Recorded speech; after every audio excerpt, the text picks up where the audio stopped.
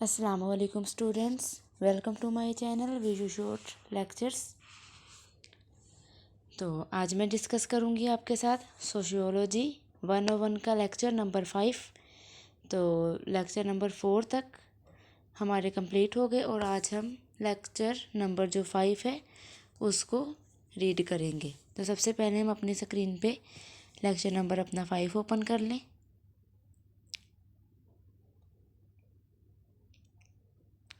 جی، تو lecture number 5 ہم نے اپنا اوپن کر لیا اپنی اسکرین پہ۔ تو اسٹوڈنٹس، یہ آپ کا بہت ہی انٹرسٹنگ اور ایزی کورس ہے۔ آپ اپنے لیکچرز کو اچھے طریقے سے لیا کریں اور اس کے بعد ہینڈ آؤٹس بھی ریڈ کیا کریں تاکہ آپ کے جو کنسیپٹس ہیں وہ کلیئر ہو جائیں اور آپ کو اچھے سے سب سمجھ آ جائے۔ چلیے اب ہم اپنا لیسن سٹارٹ کرتے ہیں۔ لیسن نمبر 5، بسم اللہ الرحمن الرحیم۔ اسٹیپس ان سوشیولوجیکل انویسٹیگیشن، معاشرتی تحقیقات میں اقدامات۔ اب اس لیسن میں ہمارے اوور ویوز کیا رہیں گے؟ نمبر 1 پہ جو ہے ہم دیکھ لیتے ہیں، broad area of interest identified, شناخت دلچسپی کے وسیع رقبہ۔ اب براڈ مسئلہ علاقے جہاں ایک تحقیق اور مسائل کو حل کرنے کے لیے ایک ممکنہ ضرورت دیکھتا ہے۔ پوری صورتحال سے مراد ہے اس مرحلے میں جن مخصوص امور کی تحقیق کی ضرورت ہے، اس کی نشاندہی نہیں کی جا سکتی۔ اب مثال کے طور پر دلچسپی کا وسیع علاقہ تعلیم کا پورا شعبہ ہو سکتا ہے یا تعلیم کے اندر ہی امتحان کا نظام۔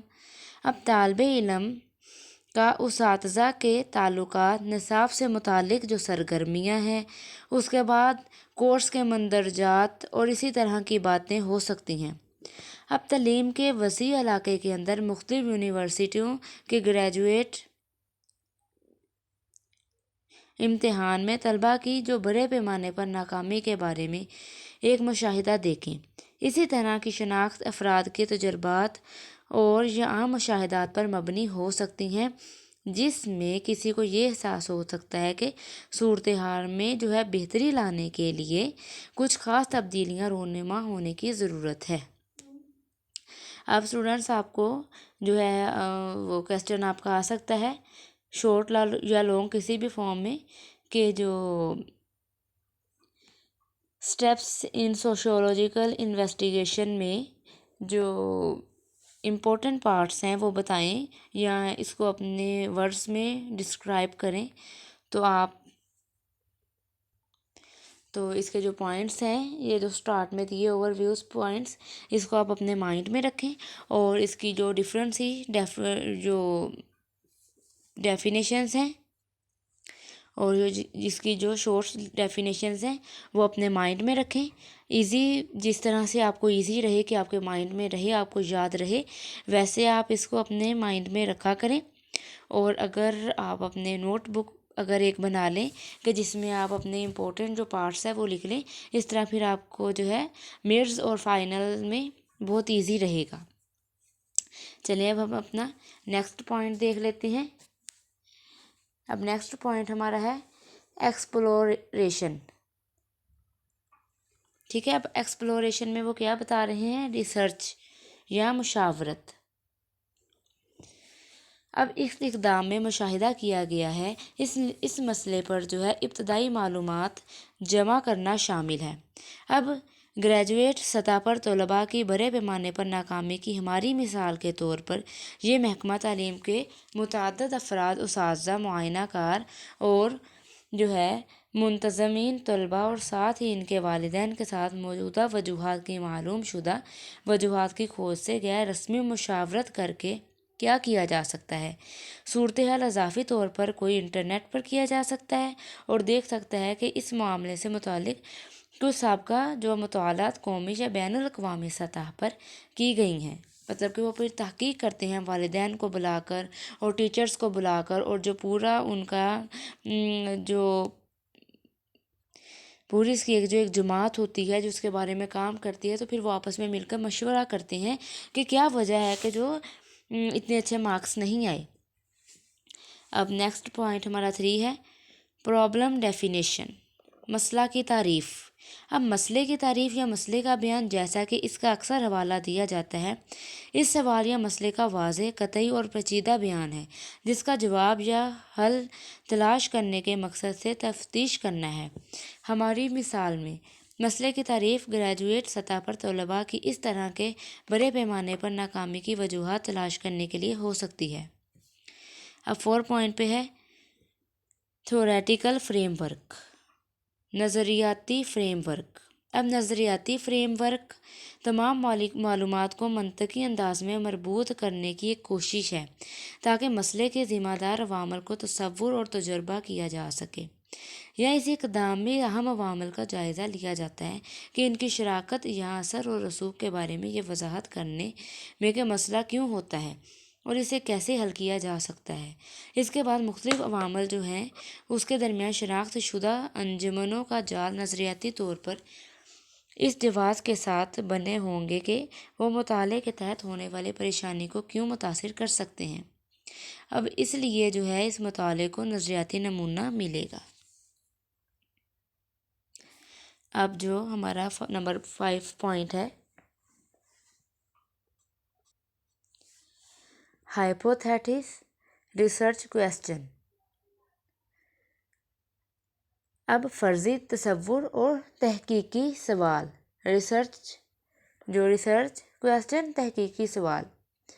اب مفروضے کی تشکیل جو ایک قابل امتحان بیان ہے یا مفروضے کی ایک بڑی تعداد اگلائے منطقی اقدام ہے۔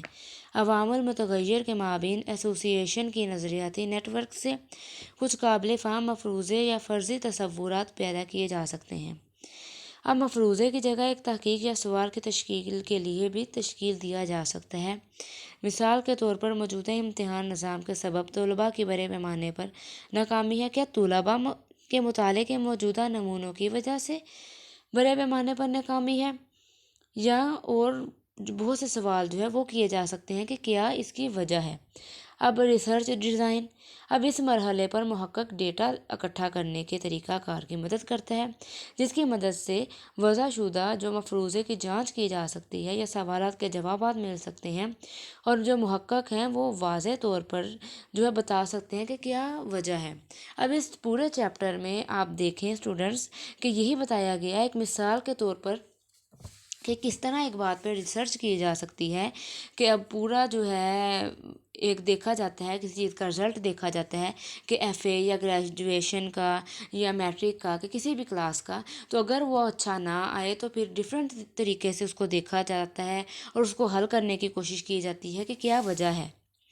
ٹھیک ہے، سب سے پہلے تو ایک براڈ ایریا ہے، اس کے بعد انہوں نے بتایا کہ ایکسپلوریشن کی جاتی ہے، اس کے بعد پھر جو پرابلمز ہیں ان کو دیکھا جاتا ہے، پھر اس کے بعد تھیوریٹیکل کو دیکھا جاتا ہے اس کے بعد پھر ریسرچ کویسچن کیے جاتے ہیں اس پر، پھر ریسرچ ڈیزائننگ ہوتی ہے، اس کے بعد ہے ڈیٹا کلیکشن۔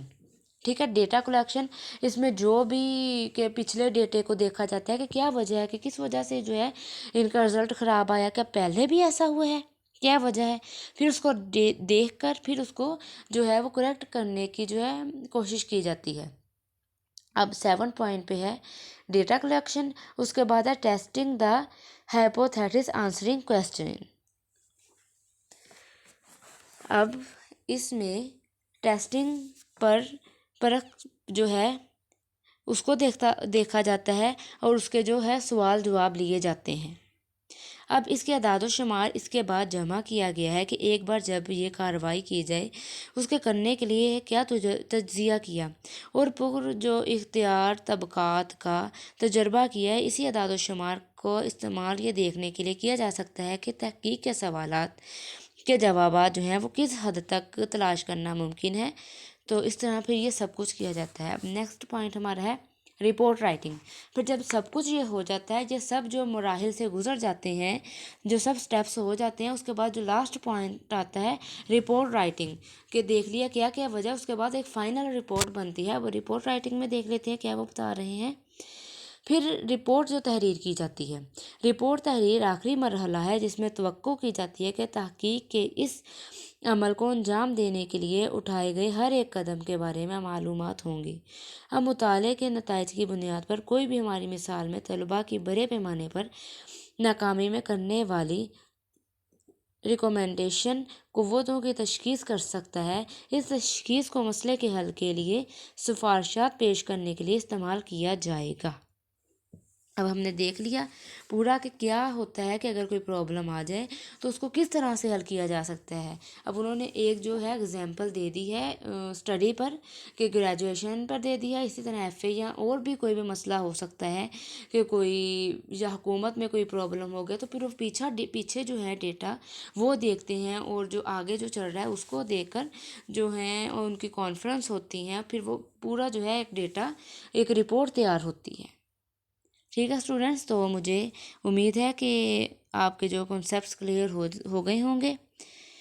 تو اب انشاءاللہ ملتے ہیں نیکسٹ لیکچر کے ساتھ، تب تک اپنا خیال رکھیے گا اور اللہ حافظ۔